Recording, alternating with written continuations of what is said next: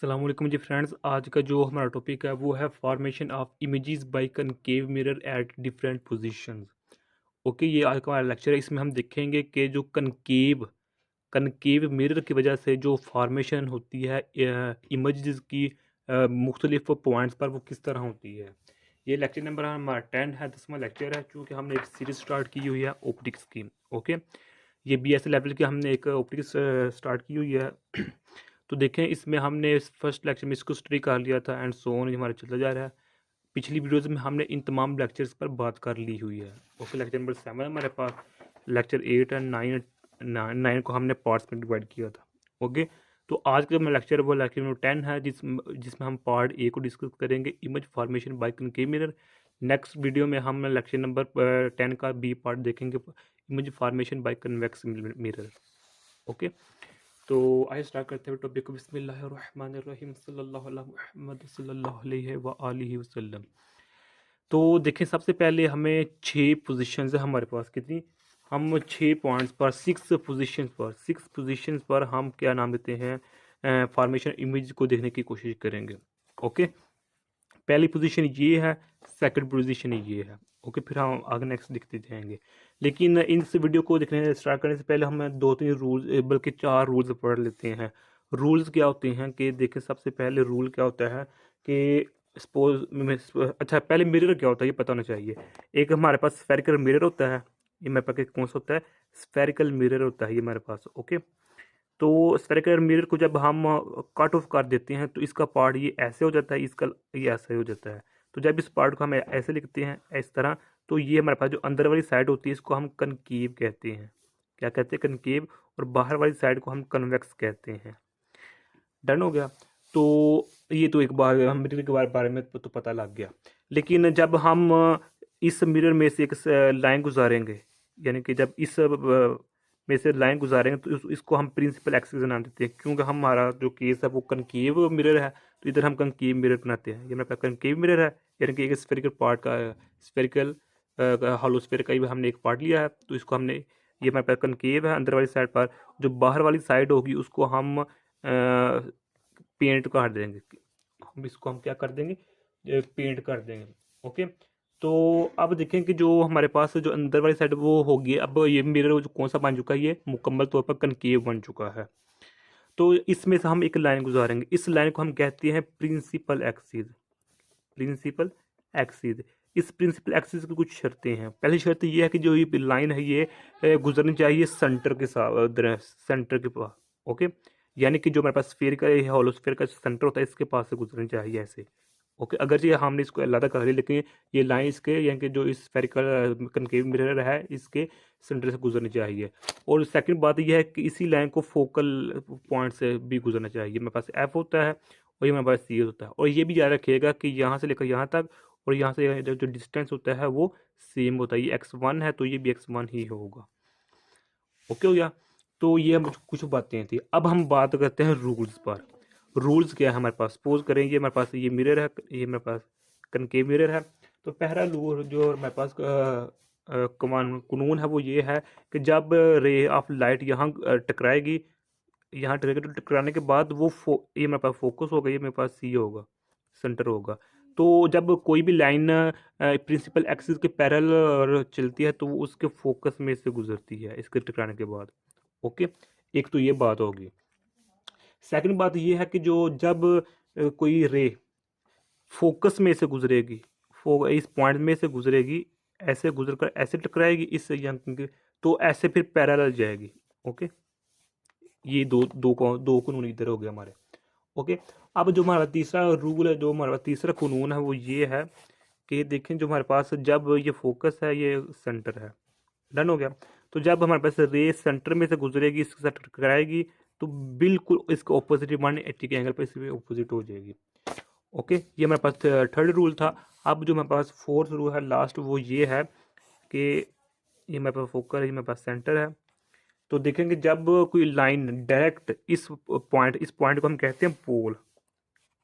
Okay, इस point पोल से गुजरेगी तो वो इस जितने एंगल इसके साथ बन रहा है उतना एंगल इसके साथ बच जाते हुए बनेगा। ओके, यानी कि इंसिडेंट एंगल रिफ्लेक्टेड एंगल के इक्वल होगा। तो ये कुछ बातें थी। अब हम अपने आप टॉपिक पर आते हैं कि सबसे पहले देखिए ये हमारे पास मिरर है। ओके, इसको हमने पेंट किया हुआ है, तो ये हमारा फोकस पॉइंट है, ये हमारे पास सेंटर है, सेंटर ऑफ कर्वेचर है। तो हमने ऑब्जेक्ट को object place between focus point and the pole, यानी कि हमने ऑब्जेक्ट, ये हमारे पास ऑब्जेक्ट है, ये हमारे पास ऑब्जेक्ट है, इस ऑब्जेक्ट को फोकस पॉइंट और पोल, ये हमारे पास पी है, इसके दरमियान रख दिया है। ओके, तो इस यहाँ रखने की वजह से जो हमारे पास इमेज बनेगा वो यहाँ बनेगा, यानी कि जो मिरर है उसकी ऑपोजिट साइड पर बनेगा। ओके, यानी कि जो ये हमारे पास केवी मिरर है, तो इस यहाँ ऑब्जेक्ट होना तो यही चाहिए कि जो ऑब्जेक्ट का जो इमेज है वो यही नजर आए, यहाँ यहाँ यहाँ, लेकिन इसके ऑपोजिट बनेगा। ओके, ये ऑपोजिट बनेगा। तो इमेज को फॉर्म बनाने के लिए हम कम से कम दो रेज की ज़रूरत पड़ती है, इसलिए हमने सिर्फ दो रेज ली हैं। अगर ज़्यादा लेना चाहे तो वो हम ज़्यादा भी ले सकते हैं। टर्न हो, ये देखें, ये रे है, ये सेंटर में से गुजर रही है, तो टकराने के बाद फिर वापस आ जाएगी। क्यों? क्योंकि हमने थर्ड रूल में यही पढ़ा है। ये देखें, ये जो मेरे पास है, ये देखें, जब सेंटर में से गुजरेगी तो फिर वह ऑपोजिट ही चली जाएगी। ओके हो गया। तो अब जो इमेज बनी है, यहाँ जो इमेज बन रही है वो किस क्वालिटी की बन रही है? पहली बात ये है कि जो मेरे पास, ये मेरे पास केस वन है, केस वन में जो मेरे पास ये इमेज बन रही है, ये बन रही है वर्चुअल बन रही है। वर्चुअल किसे कहते हैं? कि ये मिरर के ऑपोजिट बन रही, इस जाने पर बन रही है, बननी इसके ऊपर, इस साइड पर जानी बननी चाहिए ये थे, इसके साइड, लेकिन ये इसके ऑपोजिट बन, इसलिए इसको हम वर्चुअल कहेंगे। दूसरी बात, इसको हम कहेंगे इरेक्ट कहेंगे। इरेक्ट का क्या मतलब है? कि जो जिस्म का यानी कि फेस है, यही कह लें अपवर्ड साइड पर है, तो जो इमेज का फेस है वो भी अपवर्ड साइड पर है। ओके हो गया। तो थर्ड बात ये है कि जो लार्ज होगी in size. Okay, in size यानी कि ये इस साइज इतना सा है, लेकिन जो इमेज का हो साइज होगा वो ग्रेटर होगा, लार्ज होगा। ओके हो गया। अब सेकंड केस देखें कि जब हमारे पास केस टू है, केस टू में देखेंगे हमारे पास क्या होता है। केस टू में जब ऑब्जेक्ट इस प्लेस एट, जब हम ऑब्जेक्ट को इस फोकस पॉइंट पर रखते हैं, तो ये मेरे पास ऑब्जेक्ट है, तो इसकी वजह से हमारी जो इमेज बनेगी वो बिल्कुल नहीं बनेगी। ओके, वो इमेज नहीं बनेगी, वो इन्फिनिटी पर इमेज जाकर पहुंचेगी और हम उसको आम आंख से भी नहीं देख सकते। ओके, डन हो गया। तो इसकी वजह से जब ऑब्जेक्ट को फोकस पॉइंट पर रखते हैं, तो हमारे पास जो ऑब्जेक्ट इमेज बनती है वो बिल्कुल भी नहीं बनती। इसलिए हम कहते हैं जो इमेज होती है वो एट इन्फिनिटी पर जा पहुंचती है। डन हो गया। उसके साथ जो इमेज बनेगी इन्फिनिटी पर जहाँ जहाँ बनेगी तो सही ना, लेकिन जो इमेज बनेगी वो रियल बनेगी एंड इन्वर्टेड बनेगी। रियल बनेगी एंड इन्वर्टेड बनेगी। अब रियल का क्या मतलब है? रियल का मतलब ये है कि जो इमेज बनेगी वो इसकी इस साइड पर बनेगी, जबकि ऊपर वाले केस में इमेज इस तरह से जब बनी थी तो हमने कहा था कि वो रियल नहीं है बल्कि वो वर्चुअल है। रियल इस वजह से है कि जो इमेज है वो इस साइड पर बन रही है, और जो इन्वर्टेड का मतलब क्या है कि ऑब्जेक्ट जो फेस है वो अपवर्ड साइड पर है, लेकिन जहाँ जो इन्फिनिट पर यहाँ जो इमेज बनेगी उसका डाउनवर्ड साइड पर इसका फेस होगा। ओके, और थर्ड बात इसमें ये है कि बहुत मैग्नीफाइड होगी ये। मैग्नीफाइड का यानी कि इसको हम कहते हैं हाईली, हाईली मैग्नीफाइड। इसका क्या मतलब है कि जो इमेज बनेगी इन्फिनिटी पर जा पर वो बहुत ज़्यादा लार्ज होगी साइज में, यानी कि इन लार्ज हो जाएगी इन साइज में। ओके, अब ये हमारे पास दो केस थे। अब हम थर्ड केस पर आते हैं।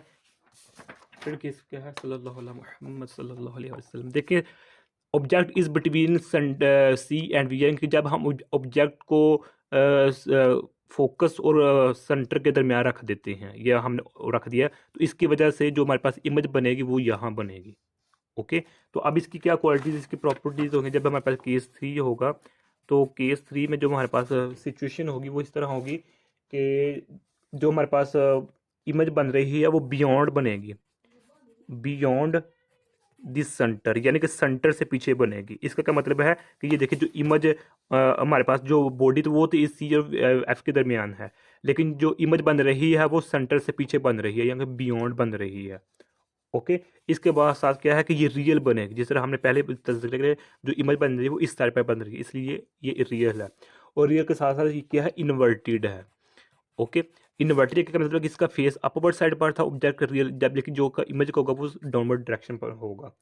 ओके, और नेक्स्ट बात ये है कि लार्ज होगा इन साइज, जो इमेज बन रही है उसका साइज क्या होगा? लार्ज होगा इसकी निस्बत रियल ऑब्जेक्ट की निस्बत। ओके, अब जहाँ हम केस नंबर 4 को स्टडी करते हैं। केस 4 में देखें, ऑब्जेक्ट को हमने सेंटर ऑफ कर्वेचर पर रख दिया है। ओके, ये हमारे पास ऑब्जेक्ट ये हमने रख दिया है, तो इसकी वजह से जो हमारे पास इमेज बन रही है वो हमारे पास इसके ऑपोजिट ही बन रही है, इसके बिल्कुल ऑपोजिट ही बन रही है। तो इसलिए हम कहते हैं कि जो इससे यहाँ जो हमारे पास इमेज बन रही है केस 4 में, वो हमारे पास एट सेंटर पर ही बन रही है, सेंटर पर ही इसके बन रही है। ओके, अच्छा बाकी जो ये चीज़ें ना ये आप खुद देख लीजिएगा, क्योंकि मैंने पहले आपको 4 कवानीन बता दी हैं, 4 रूल्स बताती है, 4 रूल्स। आप उनको मद्देनजर रखते हुए जो ये डायरेक्शन आप देख सकते हैं। ओके, तो ये अब देखें कि जो इमेज बन रही है वो सेंटर पर। सेकंड बात ये है कि ये रियल होगी। ओके, क्यों? क्योंकि ये इमेज इस तरफ बन रही है। अच्छा, ये यहाँ पेंट करना रह गया था।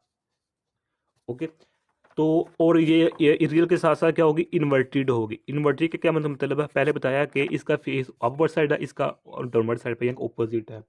और जो मेन मज़ेदार बात वो है कि इसका साइज सेम होगा, सेम साइज का होगा। ओके, ये हमारे पास फोर्थ केस था।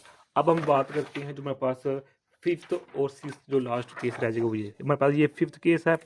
तो इस केस फिफ्थ में देखें, जब हमने ऑब्जेक्ट को सेंटर से पीछे रखा तो उसकी वजह से जो इमेज बनेगा वो सी और एफ के दरमियान बनेगा, सी और एफ के दरमियान बनेगा। तो यहाँ देखेंगे जो हमारे पास इमेज बन रही है वो बिटवीन सेंटर एंड फोकस के दरमियान बन रही है, यानी कि एफ के।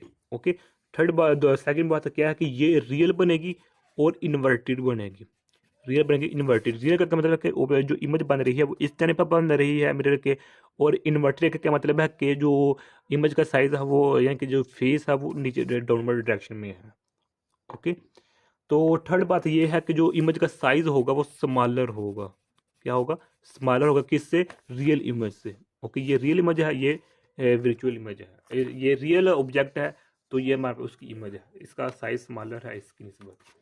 ओके, अब हमारे पास लास्ट पे केस आ जाता है, object is placed at infinity, यानी कि जब ऑब्जेक्ट को हम इन्फिनिटी पर ले जाते हैं। इन्फिनिटी से क्या मुराद है? जब सेंटर से बहुत ज़्यादा दूर ले जाते हैं, इतना दूर भी नहीं ले जाते कि हमें नज़र आना ही मुश्किल हो जाए। कम से कम इतनी दूर ले जाएं कि जो हमारे पास इन्फिनिटी की लिमिट्स को पहुंच जाए। ओके, तो ये ऑब्जेक्ट हमने काफ़ी दूर रख दिया किससे? सेंटर से, तो इसकी वजह से जो इमेज बनेगा वो बिल्कुल फोकस पर बनेगा। ओके, जो हमारे पास केस जो हमारे पास है, अल्लाह पर आप लोगों का फिफ्थ सिक्स लास्ट केस है, इसमें जो हमारे पास इमेज बनेगी वो फोकस पर बनेगी बिल्कुल। ओके हो गया। तो इसके बाद बनने की ये रियल होगी, एज वेल एज हमारे पास ये क्या होगी? इन्वर्टेड होगी। ये रियल का बता दिया, इन्वर्टेड का मैंने आप लोगों को पहले बता दिया है। रियल क्या क्यों इस टाइम में रही है? इन्वर्टेड का क्या मतलब है कि इसका जो होगा साइज, इसका फेस ऊपर अपर साइड जब, लेकिन जो इमेज यहाँ बनेगी बनेगी तो सही, लेकिन बहुत स्मॉलर बनेगी, वो उसका वो डाउनवर्ड डायरेक्शन में होगा। और जो थर्ड बात है कि स्मॉलर होगा साइज, वेरी वेरी स्मॉलर होगा, very very very smaller size होगा इसका, इसकी निस्बत। ओके हो गया। तो ये आज का हमारा इतना सा टॉपिक था। मैं उम्मीद करता हूँ आप लोगों को इस वीडियो की समझ आ गई। अगर फिर भी कोई क्वेश्चन पूछना चाहते हैं तो कमेंट के सूरत में पूछ सकते हैं। जज़ाकल्लाह खैर, अपने दुआ में याद रखिएगा। अस्सलामु अलैकुम वरहमतुल्लाहि वबरकातुहू।